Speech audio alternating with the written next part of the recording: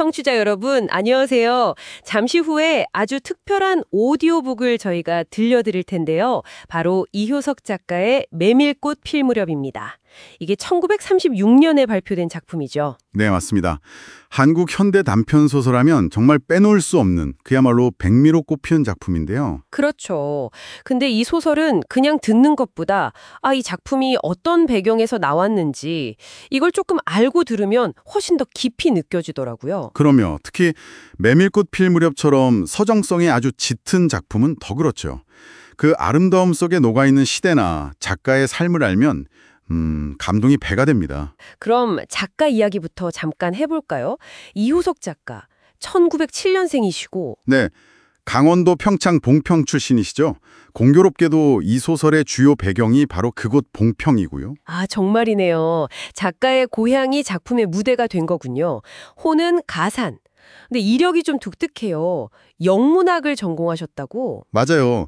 영문학을 공부하셨는데 그 글을 보면 너무나 한국적인 정서, 특히 자연 묘사가 아주 뛰어나죠. 그게 참 이효석 문학의 매력인 것 같아요. 세련된 문체인데 내용은 토속적이랄까? 네, 그런 면이 있죠. 처음에는 사회 현실에 좀 더 관심을 보이는 동반자 작가 경향도 있었어요. 그러다가 1930년대 들어서면서 순수문학 쪽으로 방향을 좀 트셨죠. 그 구인의 활동이 중요한 계기가 됐고요. 구인회.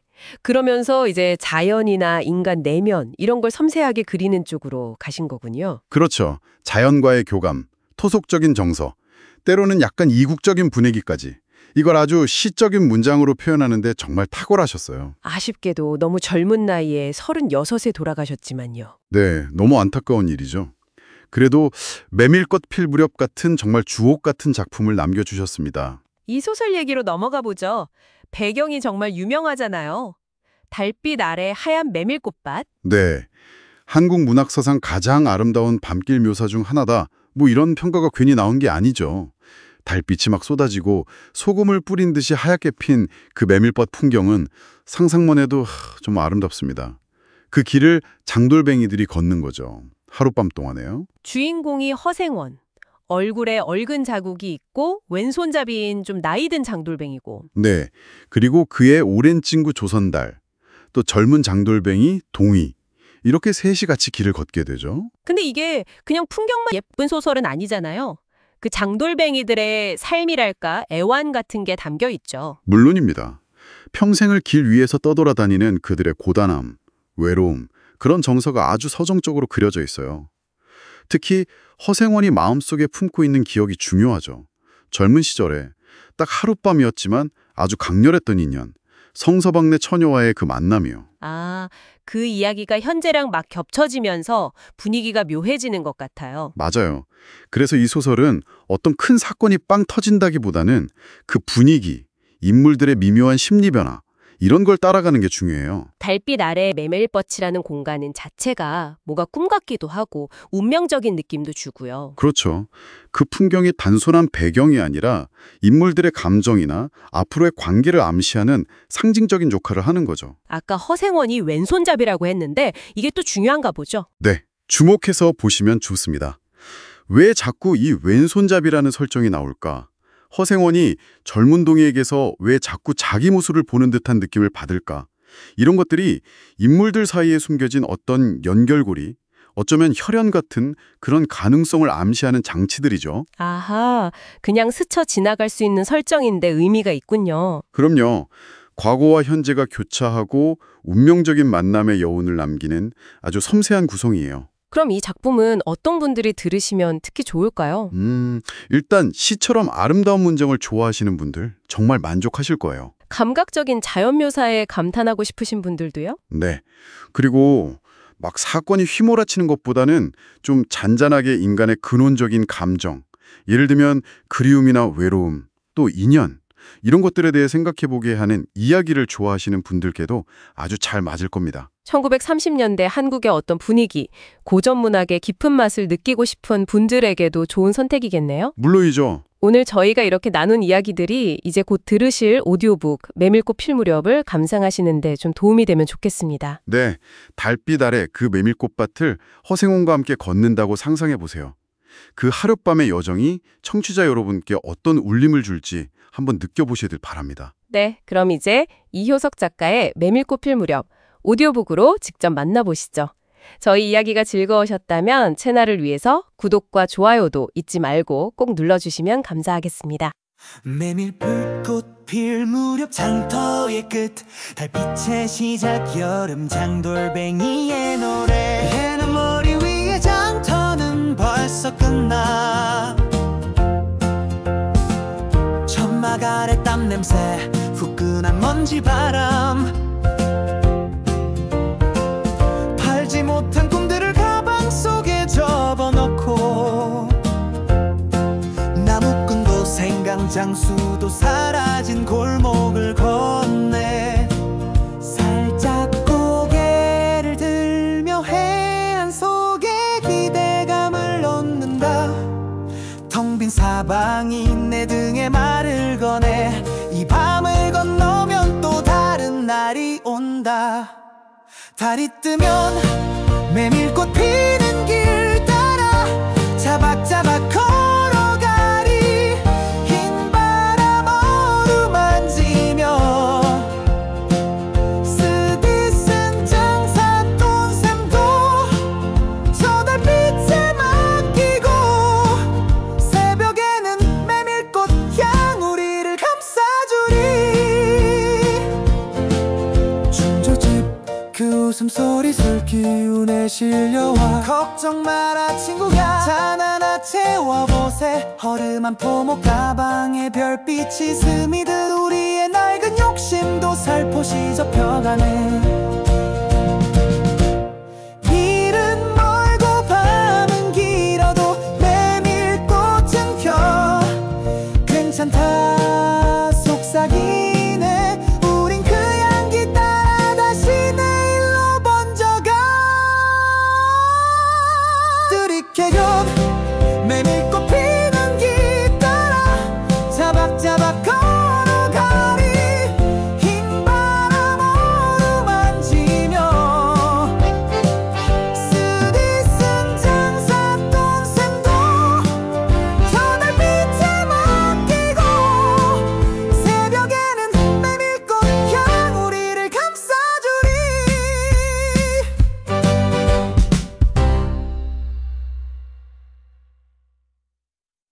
별표 새로운 이야기 시작. 메밀꽃 필 무렵 별표 챕터 1 시장이 끝나는 시간 별표 장사를 하며 이곳저곳 떠돌아다니는 사람. 여름 장사는 시작부터 영 글렀어요. 해가 아직 하늘 한가운데 있는데도 시장 바닥은 벌써 썰렁했죠. 뜨거운 햇볕이 쳐놓은 천막 아래로 등줄기가 후끈후끈 달아올랐어요. 마을 사람들은 거의 다 돌아간 뒤였고 팔리지 못한 물건을 든 나무꾼들은 길거리를 어슬렁거리고 있었지만 이들은 기껏해야 편의점에서 음료수 한 병 사거나 마트에서 고기 한 덩이 살 정도의 손님들이라 더 이상 붙잡고 있을 이유가 없었죠. 찝찝하게 날아드는 파리떼도 짓궂게 장난치는 아이들도 귀찮았어요. 얼굴에 곰보 자국이 있고 왼손잡이인 포목점 주인 허생원은 마침내 같은 장돌뱅이인 조선달에게 말을 걸었어요. 이제 그만 정리할까? 잘 생각했네. 봉평시장에서 언제 시원하게 장사해 본 적이 있었나? 내일은 대화시장에서 한몫 단단히 벌어야겠어. 오늘 밤은 밤새도록 걸어가야 할걸. 달이 뜨겠지. 서울에서 수원 가는 거리 정도. 짤랑짤랑 소리를 내며 조선달이 그날 번 돈을 계산하는 모습을 보고 허생원은 말뚝에 쳐놓았던 커다란 천막을 걷고 버려놓았던 물건들을 정리하기 시작했어요. 무명천과 비단 묶음이 두 개의 큰 가방에 가득 찼죠. 바닥에는 천 조각들이 어수선하게 널려 있었어요. 다른 장돌뱅이들도 벌써 거의 가게를 정리하고 있었어요. 약삭빠르게 먼저 떠나는 사람들도 있었죠. 생선장수도, 땜장이도, 엿장수도, 생강장수도 모습이 보이지 않았어요. 내일은 진부와 대화의 장이 서요. 장돌뱅이들은 어느 쪽으로든 밤새도록 약 24에서 28km의 밤길을 터벅터벅 걸어가야만 했죠. 시장 바닥은 마치 잔치 끝난 뒤처럼 어수선하게 펼쳐져 있었고 술집에서는 싸움이 터져 있었어요. 술 취한 사람들의 고성방가에 섞여 여자의 날카로운 목소리가 찢어질 듯 울려 퍼졌어요. 장날 저녁은 꼭 여자의 고함 소리로 시작하는 게 국룰처럼 되어버렸죠. 별표 챕터 2 충주집 술자리 소동 별표. 생원, 시침 떼지 마. 다 알아. 충주집 말이야. 여자의 목소리에 문득 생각난 듯 조선달은 삐죽 웃었어요. 그림의 떡이지. 어린애들을 상대로 내가 어떻게 상대가 되겠나. 그렇지도 않을걸. 사람들이 충주집에 푹 빠지는 것도 사실이지만 아무리 그래도 그 동이 말일세. 감쪽같이 충주집을 홀린 것 같던데. 뭐라고? 그 애송이가 물건으로 꼬셨나 보네. 착실한 녀석인 줄 알았더니. 그건 모르는 일이지. 고민 말고 우리 가보자고. 내가 술 한 잔 살게. 허생원은 그다지 마음이 내키지 않았지만 따라갔어요. 그는 여자와는 인연이 멀었죠. 곰보자국이 있는 얼굴을 들고 나서서 말할 용기도 없었을 뿐더러 여자 쪽에서 먼저 호감을 보인 적도 없었기에 그의 인생은 외롭고 꼬여 있었어요. 충주집만 생각해도 철없이 얼굴이 붉어지고 다리가 후들거려 그 자리에 얼어붙어 버렸죠. 충주집 문을 열고 들어가 술자리에서 동희를 딱 마주쳤을 때 왜 그랬는지 모르게 갑자기 화가 폭발했어요. 상 위에 붉어진 얼굴을 쳐들고 제법 여자와 낄낄거리는 것을 보니 참을 수가 없었죠. 저 녀석이 제법 남봉꾼이네. 꼴사납다. 아직 어린 녀석이 낮부터 술 처먹고 여자랑 희롱이나 하고 장돌뱅이 망신만 시키고 다니는구먼. 저런 꼴로 우리랑 같이 다니겠다고? 동희 앞에 딱 버티고 서면서부터 꾸짖기 시작했어요. 별 걱정을 다 한다는 듯이 빤히 쳐다보는 동희의 붉어진 눈동자를 마주치자 나도 모르게 뺨을 때리지 않을 수 없었죠. 동희도 화가 나서 벌떡 일어서긴 했지만 허생원은 전혀 주저하지 않고 하고 싶은 말을 다 쏟아냈어요. 어디서 뭘 배워먹은 건지 모르겠지만 너도 부모님 계시겠지? 그 사나운 꼴 보면 부모님 마음 좋으시겠다. 장사란 똑바로 해야지. 여자가 다 뭐야. 나가. 당장 꼴 치워. 그러나 동희가 한마디도 대꾸하지 않고 말없이 나가는 모습을 보니 오히려 불쌍하다는 생각이 들었어요. 아직 서로 잘 알지도 못하는 사이인데 너무 심했나 싶어 마음이 쿵 내려앉았죠. 내가 무슨 주제넘게. 같은 술손님인데 아무리 어리다고 남의 자식 잡고 때리고 꾸짖는 건 뭐냐고. 충주집은 입술을 삐죽거리고 술 붓는 솜씨도 거칠었지만 젊은 애들한테는 그런 게 약이 된다고 조선달이 대충 얼버무려 그 자리를 넘겼어요. 별표 챕터 3. 한밤중에 당나귀 소동 별표. 너 그 녀석한테 마음이 있었지? 어린애한테 너무 들이대면 안 된다. 한참 소란을 피운 후였어요. 술기운도 오르고 왠지 모르게 잔뜩 취해보고 싶은 생각도 있어서 허생원은 주는 술잔을 거의 다 마셨죠. 술에 취하면서 충주집 생각보다도 동희의 뒷일이 계속 궁금해졌어요. 내 주제에 여자를 가로채서는 뭘 어쩌겠다고? 이 한심한 내 모습. 하고 스스로를 심하게 꾸짖는 마음도 한편에 있었죠. 그래서 얼마나 지났을까? 동희가 헐레벌떡 황급히 자신을 부르러 왔을 때 마시던 술잔을 그 자리에 던져버리고 정신없이 허둥대며 충주집을 뛰쳐나갔어요. 생원님, 당나귀가 끈을 끊고 난리 났어요. 짓궂은 아이들 장난이겠지. 틀림없이. 짐승도 짐승이지만 자기 당나귀를 걱정해주는 동희의 마음씨가 허생원의 가슴을 울렸어요. 동희 뒤를 따라 시장 바닥을 달려가려니 비몽사몽 한눈이 뜨거워질 것 같았죠. 심술 굳은 녀석들이라 어쩔 수가 없어요. 당나귀를 괴롭히는 녀석들은 가만두지 않을 거야. 반평생을 함께 지내온 짐승이었어요. 같은 여관에서 잠자고 같은 달빛을 맞으며 시장에서 시장으로 걸어다니는 동안 20년의 세월이 사람과 짐승을 함께 늙게 했죠. 당나귀 목덜미의 거칠어진 털은 주인의 머리카락처럼 푸석거렸고 눈물로 축축한 눈은 주인의 눈처럼 눈곱을 흘렸어요. 목낭빗자루처럼 짧게 잘린 꼬리는 파리를 쫓으려고 아무리 흔들어봐도 이제 다리까지 닿지 않았죠. 달아 없어진 발굽을 몇 번이나 잘라내고 새 쇠굽을 박았는지 모를 정도였어요. 발굽은 이미 더 자라나기 어려웠고 달아버린 쇠굽 사이로는 피가 비죽이 흘렀죠. 냄새만 맡고도 주인을 알아봤어요. 애원하는 듯한 소리로 요란하게 울며 반겼어요. 어린아이를 달래듯이 목덜미를 쓰다듬어주자 당나귀는 코를 벌름거리고 입을 투르르거렸어요. 콧물이 튀었죠. 허생원은 짐승 때문에 속도 꽤나 썩였어요. 아이들의 장난이 심했던 모양인지 땀으로 축축한 몸뚱이가 부들부들 떨리고 좀처럼 흥분이 가라앉지 않는 듯했어요. 목줄이 벗겨지고 안장도 떨어져 있었죠. 이 망할 자식들. 아이들은 벌써 도망친 뒤였고 몇 남지 않은 아이들도 허생원의 호통에 놀라 비실비실 멀어졌어요. 우리들 장난 아니에요. 암컷 당나귀 보고 저 혼자 흥분해서 날뛰는 거예요. 저 녀석 말투가 김첨진의 당나귀가 가버리니까 온통 흙을 차고 거품을 흘리면서 미친 소같이 날뛰는 거 있죠. 너무 웃겨서 우리는 보고만 있었어요. 배를 좀 보세요. 아이는 얄밉게 소리를 치며 깔깔 웃었어요. 허생원은 자기도 모르게 얼굴이 화끈거렸죠. 다른 사람들의 시선을 막으려고 그는 당나귀 배 앞을 가려서야 했어요. 늙은 주제에 암컷에 관심이 많다니. 저놈의 짐승이. 아이의 웃음소리에 허생원은 주춤하다가 결국 참지 못하고 채찍을 들더니 아이를 쫓아갔어요. 쫓으려거든 쫓아봐. 왼손잡이가 사람을 때려? 쌩하고 도망가는 짓궂은 아이들을 잡을 재간이 없었어요. 왼손잡이 허생원은 아이 하나 제대로 잡을 수 없었죠. 그는 결국 채찍을 던져버렸어요. 술기운이 돌아 몸이 유난히 화끈거렸어요. 이제 그만 떠났세. 저 녀석들이랑 엮이다가는 끝이 없어. 시장의 짓궂은 아이들이란 어른보다 더 무서운 것들인걸. 조선달과 동이는 각자 자기 당나귀에 안장을 얹고 짐을 싣기 시작했어요. 해는 이미 많이 기울어져 있었죠. 별표 챕터 4 반평생의 장돌뱅이 인생 별표 포목점 장사를 시작한 지 20년이나 되었지만 허생원은 봉평시장을 걸은 적이 드물었어요. 충주, 제천 등 이웃 동네에도 가고 멀리 영남 지방까지 헤매기도 했지만 강릉쯤에 물건을 사러 가는 것 외에는 처음부터 끝까지 동네 안을 돌아다녔죠. 닷새마다 열리는 장날에는 달력보다 더 정확하게 동네로 넘어갔어요. 고향이 청주라고 자랑처럼 말했지만 실제로 고향에 찾아간 일은 없는 것 같았어요.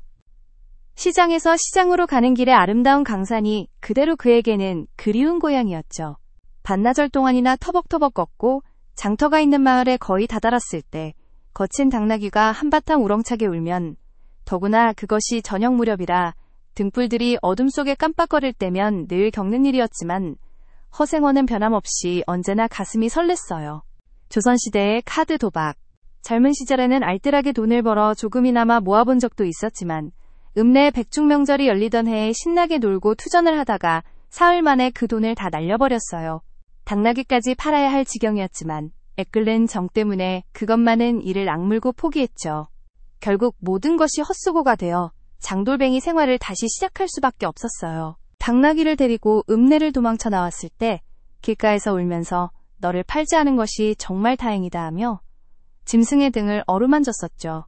빚을 지기 시작하니 재산을 모을 생각은 처음부터 틀렸고 겨우 먹고 살기 위해 시장에서 시장으로 떠돌아다니게 되었어요.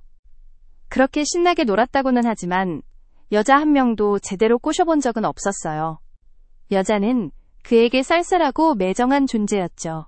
평생 인연이 없다는 생각에 신세가 서글퍼졌어요.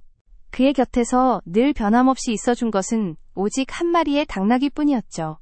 그렇다고는 해도 딱 한 번의 첫 만남을 잊을 수는 없었어요. 그 뒤로도 그 이전에도 없었던 단 한 번의 기묘한 인연. 봉평에 장사하러 다니기 시작한 젊은 시절의 일이었지만 그것을 생각할 때만은 그도 살아있는 보람을 느꼈죠. 달밤이었는데 어떻게 해서 그렇게 됐는지 지금 생각해봐도 도무지 알 수가 없어. 허생원은 오늘 밤도 또 그 이야기를 꺼내려 하는군요. 조선달은 친구가 된 일의 귀에 딱지가 않도록 그 이야기를 들어왔어요. 그렇다고 실증을 낼 수도 없었지만 허생원은 모르는 척하면서 계속 같은 이야기를 반복했어요. 달밤에는 그런 이야기가 딱 어울리거든. 조선달을 바라보았지만 물론 미안해서가 아니라 달빛에 감동해서였어요. 보름에서 조금 이지러지긴 했지만 달은 부드러운 빛을 가득 뿜어내고 있었죠. 대화까지는 약 32km의 밤길. 고개를 2개나 넘고 개울을 하나 건너고 벌판과 산길을 걸어가야 해요.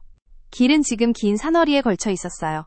한밤중이 지난 무렵인지 죽은 듯이 고요한 속에서 짐승 같은 달의 숨소리가 손에 잡힐 듯이 들렸고 콩밥과 옥수수 잎사귀가 달빛에 더욱 푸르게 젖어 있었어요. 산허리는 온통 메밀밭이어서 피기 시작한 꽃이 소금을 뿌린 듯이 달빛에 하얗게 반짝여 숨이 막힐 지경이었죠. 붉은 메밀 줄기가 향기처럼 은은했고 당나귀들의 걸음도 시원했어요. 길이 좁은 탓에 세 사람은 당나귀를 타고 한 줄로 늘어섰어요. 방울소리가 시원스럽게 딸랑딸랑 메밀밭 사이로 흘러갔죠. 앞장선 허생원의 이야기 소리는 맨 뒤에 선동이에게는 정확히 들리지 않았지만 그는 그냥 그 분위기가 좋아서 심심하지는 않았어요. 별표 챕터 5 봉평에서 만난 첫사랑 별표. 장날은 꼭 이런 날 밤이었네. 여관의 흙바닥방은 너무 더워서 잠이 안 와야지. 한밤중이 돼서 혼자 일어나 개울가에 목욕하러 나갔어. 봉평은 지금이나 그때나 똑같지. 보이는 곳마다 메밀밭이어서 개울가도 온통 하얀 꽃밭이었어. 돌밭에서 옷을 벗어도 좋았겠지만 달이 너무나 밝아서 옷을 벗으러 물방앗간으로 들어가지 않았나. 참 이상한 일도 많지. 거기서 난데없이 성서방네 처녀와 마주쳤지 뭐야. 봉평에서야 제일 가는 미인이었지. 운명이었나 봐. 아무렴 하고 대답하면서 조선달은 말을 아끼는 듯 한참이나 담배만 피웠어요. 구수한 보랏빛 연기가 밤 기온 속에 스며들어 사라졌죠. 나를 기다린 건 아니었지만 그렇다고 다른 녀석을 기다리는 것도 아니었어. 처녀는 울고 있더라고. 짐작은 하고 있었지만 서방네 집이 한창 어려워서 곧 망할 지경이었거든. 한 집안의 일이니 딸이라고 걱정이 없을 리 있겠나? 좋은 데만 있으면 시집이라도 보낼 텐데. 처녀는 죽어도 시집가기 싫다고 하더라. 하지만 여자가 울 때처럼 마음을 끄는 때가 있을까? 처음에는 놀란 기색이었지만 걱정이 있을 때는 마음이 누그러지기도 쉬운 듯해서 어찌어찌 이야기가 되었지. 생각하면 무섭고도 기막힌 밤이었어. 제천 쪽으로 도망친 건 그 다음 날이었지?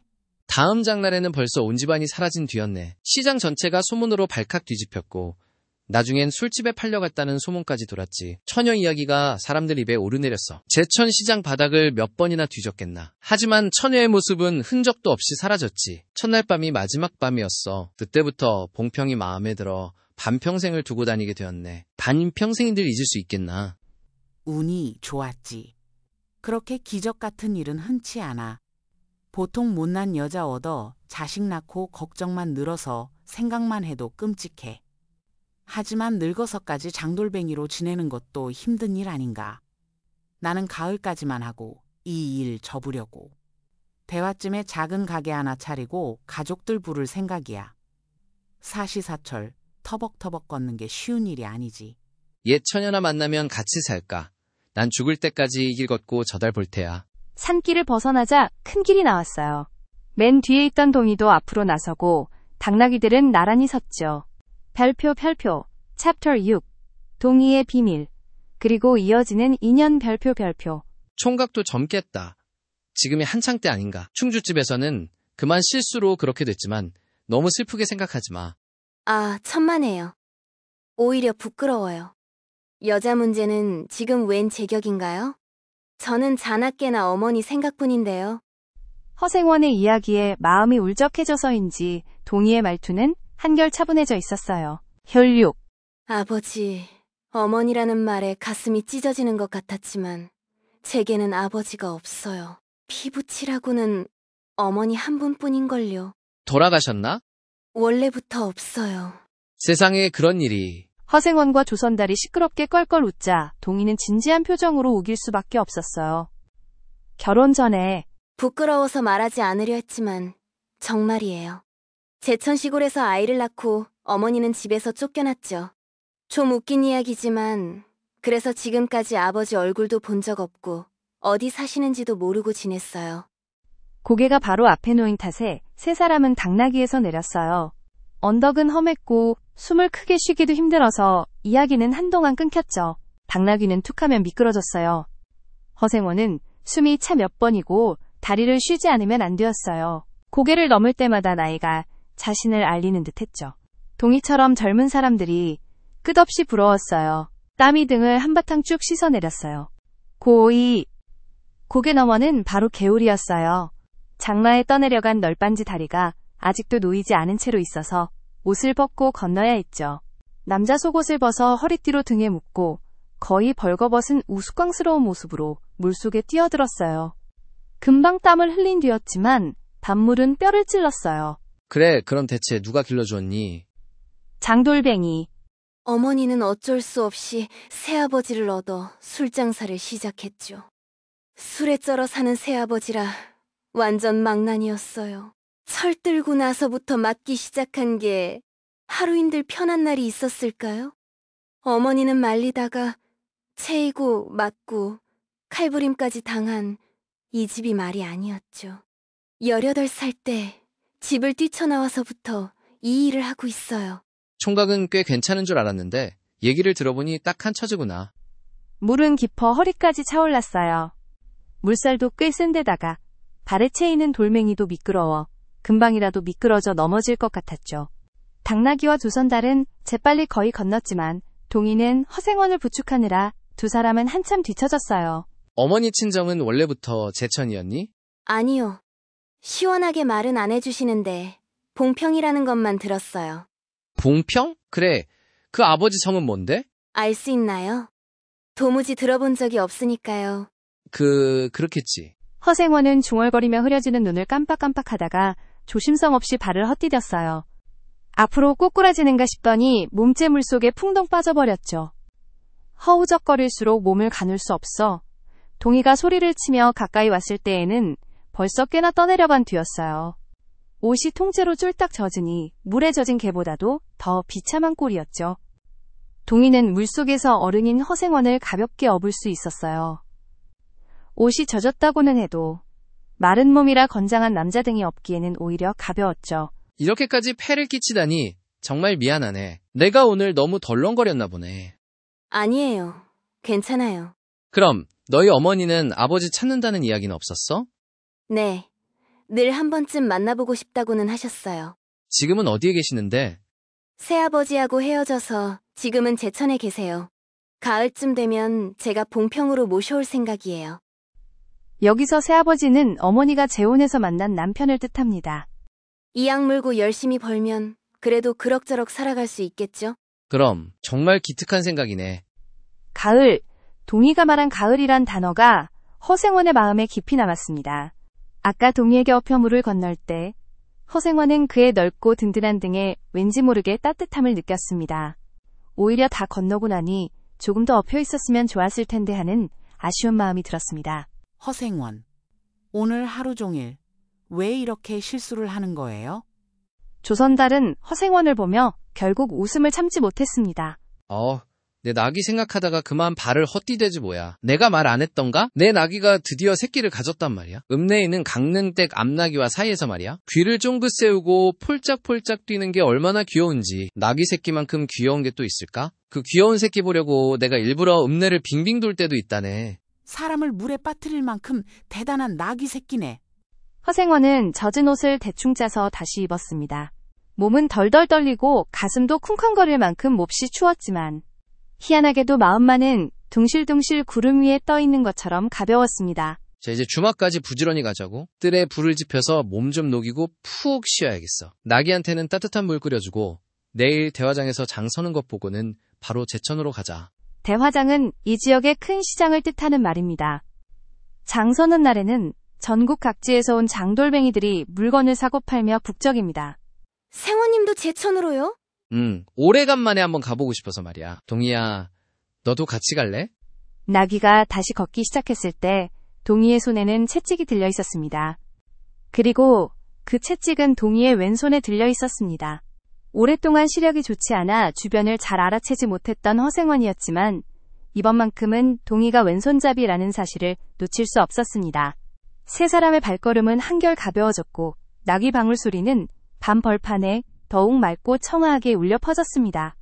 밤은 깊어 다른 서쪽 하늘로 많이 기울어져 있었습니다. 메밀꽃 필 무렵 장터의 끝 달빛의 시작 여름 장돌뱅이의 노래 yeah, yeah.